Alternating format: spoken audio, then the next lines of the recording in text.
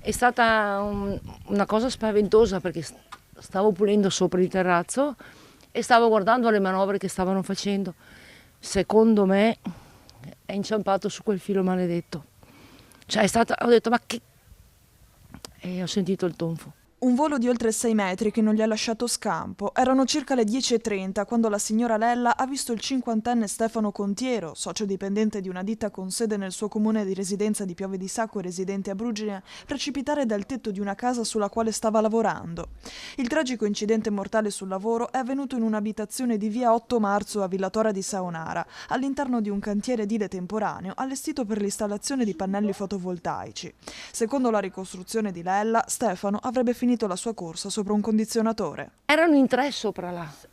Stavano facendo la manovra sulla gru.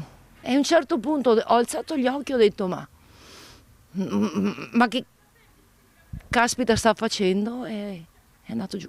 Sul posto sono intervenuti i carabinieri della stazione di Legnaro per i rilievi e gli accertamenti del caso, presenti anche i tecnici dello Spisal, chiamati a verificare il rispetto delle norme di sicurezza e a ricostruire con esattezza la dinamica dell'incidente. Si tratta della terza vittima sul lavoro a Padova da inizio anno. Secondo il segretario generale CISL Padova Rovigo, Samuel Scavazzin, è necessario aumentare i controlli sui luoghi di lavoro, primo fra tutto i cantieri, ed agire sulla formazione. Un messaggio corale, quello arrivato dai sindacati.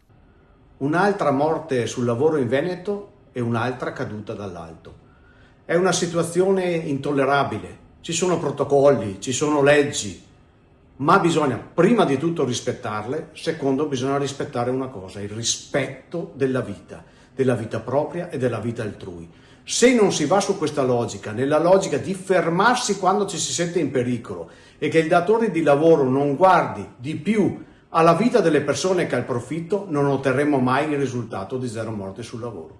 Pensiamo sia giunto il momento che la Regione convochi, istituisca un tavolo per affrontare la tematica sulla salute e sicurezza nei luoghi di lavoro, convocando le organizzazioni sindacali più rappresentative e le associazioni datoriali per aprire un confronto vero su quelle che sono le cause reali delle morti sul lavoro, che sono legate sicuramente a un mercato del lavoro dove la precarietà la fa da padrone, ma anche dall'esigenza di forti investimenti per gli organi ispettivi che devono servire a migliorare le condizioni nei luoghi di lavoro.